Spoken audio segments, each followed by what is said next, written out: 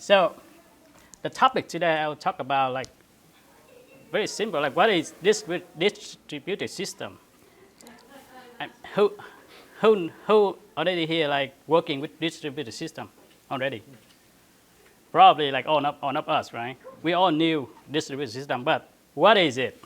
So I thought it would be good to like just go through the process of like what is distributed system, and then I will introduce about like I will review about like Cap Theorem.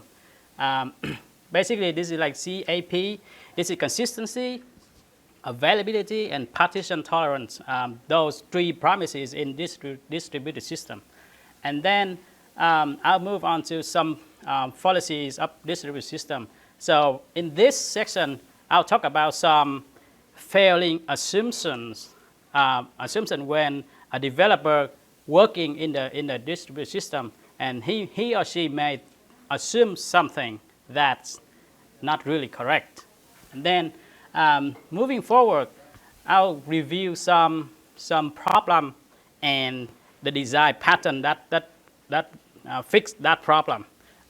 Going one by one, starting from CQRS, event sourcing, and then enterprise service bus, and then publisher subscriber pattern, and then finally I will have some demo on pub/sub pattern using AngularJS. So, I mean, every topic here is fairly a big topic.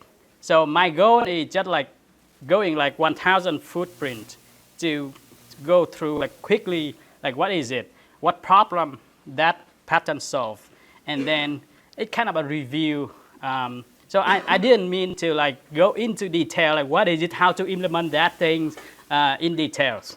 So that's my goal. So at the end of the presentation, I hope all of us will have some sort of like review about, okay, when we work in distributed system, what we need to be like care about, and what is the watch out, and what are some good patterns that we can take a reference to have a good design at the beginning of the system. So, what is distributed system? We all know, we all work with distributed system, but what is the definition of it? Can somebody share with me what do you think about distributed system? Matt, what is distributed system? I would say a system that has the same kind of things running on different platforms that are meant to scale software, right, or provide reliability. Yep. So, yes, correct. So in distributed system, we have the components. We have not 1, not 2, not 3, not 4, and those components are talking to each other. And the way that they talk to each other is by sending the message. So they're not talking directly, hey, shake hand or something like that. So this is separate note. And then, so what I learned from the definition is distributed system is a system where we have multiple components talking to each other over the communication channel by sending the message. So the communication channel may be the fiber, the cable, or the satellite. Obviously, the internet is one of the example of the communication channel. So that is distributed system. So when we design an a distributed system, what do we care? So what is something in our mind that we should think about when we design that system? So the Cap Theorem is some sort of like the basic principle when we started working on this distributed system. So it's in the system, we have some sort of like consistency, availability, and the partition tolerance. So consistency means, so we have 4 nodes on the screen right there. So it's if we write on the node number 1, let's say we do a write, and then we do a read on another node, let's say node number 2. So the consistency say whatever you write on node number 1, and then when you read it in node number 2, the data that you read will be not the old data. That's what consistency means. It doesn't mean that you will read whatever you just write, but it means you read the latest data in node number 2. For example, in node number 1, you write the number 1000, and then when you make a query on node number 2, let's imagine a node is a laptop, is a client, right? And then you query on a server. So you query on that node. You make an update on that node, and then you query on another node. Then when at the time you make a query, whatever the data you got is the latest data. It doesn't mean that it's the one that you just wrote, because maybe there is another guy just updated on node number 1. So it makes sure the consistency means you don't get the old data. The availability promise means if you're trying to access a node, which is not, obviously it's not a shutdown node. It's got to be like function. Then you gotta get a response, which means availability, right? So if you try to access a house, then obviously if the house is not destroyed, if the house is available, then you will be able to get into it. So then that's basically the availability. So the partition tolerance mean the partition tolerance, like it related to the network. So if the connection between like number 1 and number 2 is disconnected, then how is the distributed system like react? How is the data between like being synchronized between those node 1 and node 2? So that is the partition tolerance. The Cap Theorem say in distributed system we only have maximum 2 promises at the same time. We cannot get all of them. That's, the scientists or the researcher, they prove it. So here we learn it. So in relational database, in our environment, 3 of them, when we develop an application, maybe we got CA, and we say, hey, the partition tolerance is something non-negotiable. So we focus on CA, or we focus on CP or AP. 2 of them when you design an application. So that's the goal of the Cap Theorem. We understand it, and then we set the goal. Okay, this application I'm going to design will be satisfied this and this, or this and this, or this and this. So by setting the correct goal at the beginning, we don't get confused down the road, like when we deploy an application, like a year from that, we got an issue, and then we don't know how to fix an issue, then it will be like nightmare. Here's the proof of the Cap Theorem. So we have 2 nodes, node number 1 and node number 2. Right now, there's a middle line there. It's not connected to each other. So which is a partition. Now, when we write something to node number 1 and we read something from node number 2, what do we get? What will the option that we have? When we write something in node number 1 and we read something from node number 2 in the distributed system. 1 and 2 are in the same distributed system. So there are some the first case is, when we write to node number 1, we're trying to sync to node number 2, right? Either like the pushing or the pulling from node number 2, but they cannot communicate to each other. So then when we read to number 2, what we got?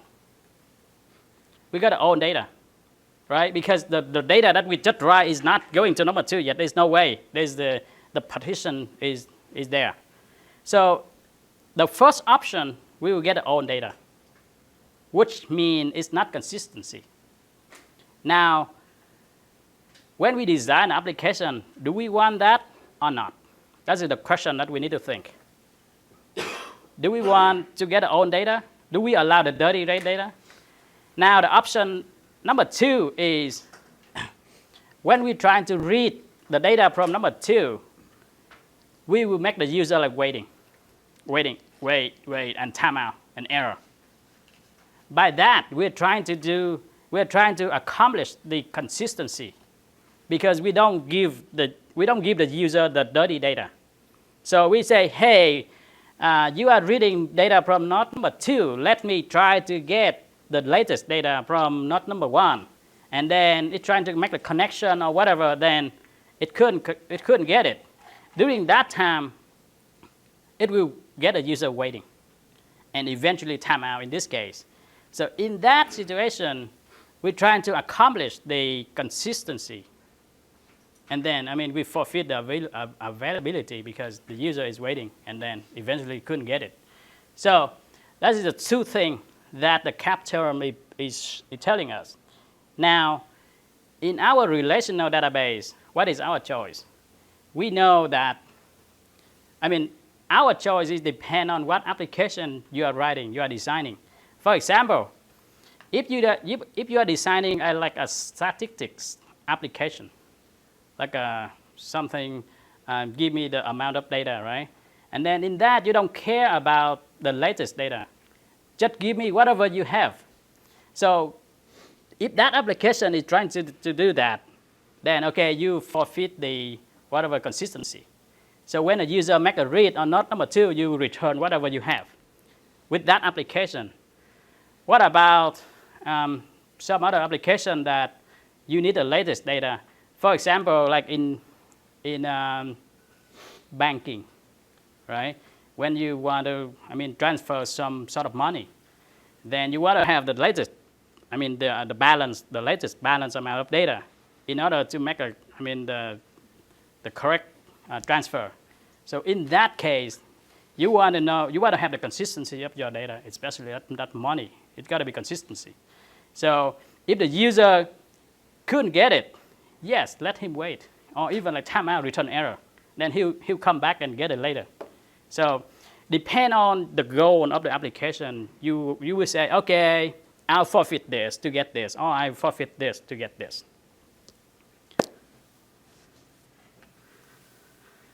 Some fallacies, as a developers, we tend to make some mistakes when we designing the distributed system. The first one will be the network is reliable. How many of us here think that the network will be reliable in your application? The code assumes it will be. Okay. Well, it got to be like the network is down, like it's not like permanently down, but then it temporarily down is like all the time. So I can tell suddenly something happened, then it's down, some accident, some like the cable is disconnected, or the cable is like, whatever the device is broken, or some accident, some storm out there that break the cable, the fiber. So latency is 0. So object-oriented programming is different than network programming, because in two objects in the same machine, when you call like, hey, update me something or give me something in the object programming, it will return you right away. It's just the milliseconds of your processor on the RAM, right? How fast your computer is. But in network programming, it takes time to send a request to the server or do something, and then get a response. So, every time you do, you got to think about the timeout, or like how long you will get it, or you send a request, and then what you do if you don't get a response. Will you wait, or will you cancel your request? So the latency in network programming is not 0. Bandwidth is infinite. It's not. The bandwidth is important. If you enroll like the CenturyLink internet, a 12 megabyte package will cost you like $29 a month. But if you enroll like 1 gigabyte package, it will be like more money, right? So there is a certain amount of bandwidth, and then there's a cost for that. So when we develop the network programming, think about the bandwidth. It's not like infinite. It's limited. network is secure. So here's another fair assumption that network is secure. We know about hacker, right? Hacking. Even internal network, intranet. When you develop a distributed system which is intranet, and we think, hey, this is just our company. We have like 1,000 retail offices across the country. So, but they belong to our company. They are not gonna hack it. So this is fair because, I mean, most of the attack is happening from internal. Topology does not change. So we assume that, I mean, the way to communicate between the server, between the nodes are the same, and it's never being changed. So that is a fair assumption too. So we gotta be ready for the communication methods is changing. So by that, we will design the system in a way that it's configurable. So how is the way that this node communicate with another node? So it gotta be like configurable and dynamic. There is one administrator. Yes, when you are developing your application, you are the administrator. But then when you get to the system test environment, maybe you're not administrator anymore. Or how about like integrated or production? There'll be another team to manage that. And that team may have multiple administrators who access to your server. And then even those administrators may have some knowledge about your application or maybe not at all. So even like in cloud computing, in cloud, right? They don't know what is it, so they just assume this is something that's running. So if we assume that they know what they're doing, and then we just think, okay, they may know as we know because this is my application. I know how to do this. They should know that. Then maybe that's the failing assumption. Transport cost is 0. Yeah, it's not. So every time the message sending from the node A to node B, this is not free message. If you text from my cell phone to another cell phone, this is not free. I got to pay for that. Like somebody got to like maintain the connectivities, the facilities, and then, I mean, this is not free at all. Network is homogeneous. When you develop the first version, yes, the first deploy, yes, it's true. But when the version 2 happened, you deploy version 3, version 4, and then there's an issue. Happen. Then you got to track down, hey, what this version is doing, what is this deployment doing, and then you got to run back. So at that time, the network is not homogeneous at all. So if we design a system that we assume that network is homogeneous, and then we don't prepare for the later on with the fair assumption, then we may not know how to fix the problem down the line when the production issue happens. Now, if we review the Cap Theorem and the fallacies, so on the left, we have pre-CAP. On the right, we have like a list of fallacies there. Now, if you look at the first one, network is not reliable. And then here we say partition tolerance, which means this one is not negotiable. The partition tolerance is not negotiable when you design your distributed system, because network is not reliable. It will be down. It will be down at some point. So what if you transfer the money, right? You pay the credit card, and then you go. Let's say you go to Walmart. You have the gift card, right? And then you have $100 loaded, and then you check out something, and then at the moment you check out, then you swipe the card, right? What will happen? The card reader will read your ID. We read the card ID and then send back to the central server, and then they subtract your amount, right? Let's say you got $100 there, and then you check out $30. Then you're supposed to have $70 back, right? Now, what if I mean, you swipe the card, it's go all the way down to the server, subtract your $30, right? And then it send the confirmation message back to the machine, right? To the card reader, it say approve, right? What if during that the way to go back, it's fail? So it's fail. It means on the screen it say, hey, fail, right? It failed, but I mean your balance was deducted at the server already. Now you have only $70. Then when it failed, then the cashier will ask you like, do what? Check again, right? I mean, if you don't swipe it again, how can you check it out? Swipe one more time. Then okay, go all the way back to the server, and then it returns successfully. Okay, now you check it out and you go home and then check the balance. Say, why I only have $40 here? Something wrong, right?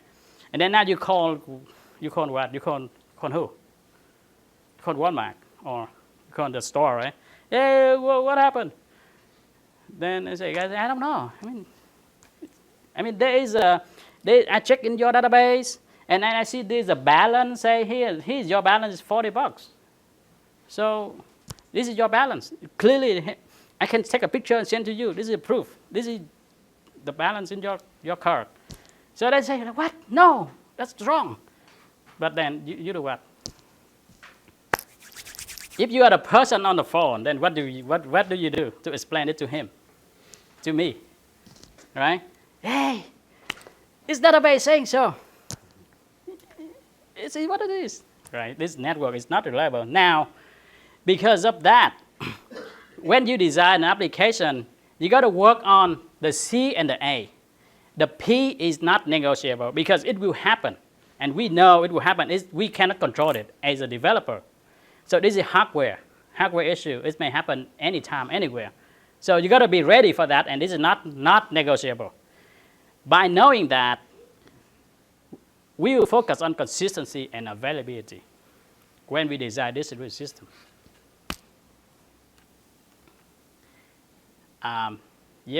This is, so when we focus on the two things, the C and the A, either application, as I mentioned at the beginning, we can either forfeit consistency or forfeit availability, depend on what kind of application you are designing. Is it a statistics application, or is it like a banking application? Or, I mean, it's up to depend on the application. So you got to make decision on this.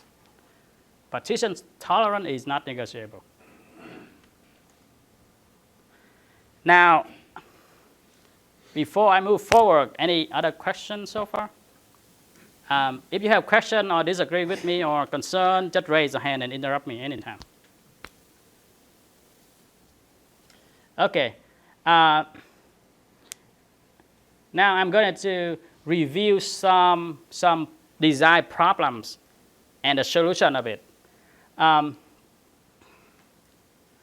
First of all, it is CQRS. It is like command query responsibility segregation. Basically, this is a pattern. It's not an architect. It's not a principle. It is the pattern. And what is the pattern? What is the design pattern? It's basically like an experience of somebody. They face issues, and then they work on it. They document it, and they say, hey, here's what we learned. So it becomes a pattern. Again, I mean, following the pattern is not really like always good. Sometimes it's not. So I've been in like developing an application where like a team, we always like looking for some kind of patterns, and then everything is pattern, and then at some point we say, hey, there's so much pattern in our applications. And every time, I mean, the new guy is coming, like we hire a new team member, then that's a lot of pattern I need to follow. So if I want to add a new column in the database, so here's the pattern that you need to do. You need to go that, you got to do that, and then that's done. Say, what? I don't understand. So pattern is good, but we got to be like careful when we choose a pattern. Or that's why we have some theory about anti-patterns is also good. So be careful on that. CQRS is a good pattern so far that I have learned. What is the problem that CQRS solves? So it's basically the command and the query segregation. And what does it mean?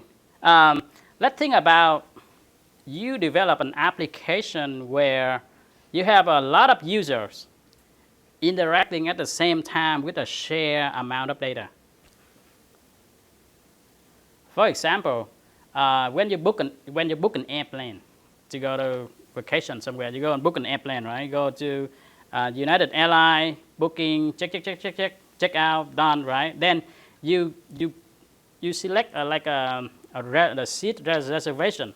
So there are multiple choices. You want to do the window or the aisles, or if you have like the 3 members in your family, you want to book like the next to each other, right?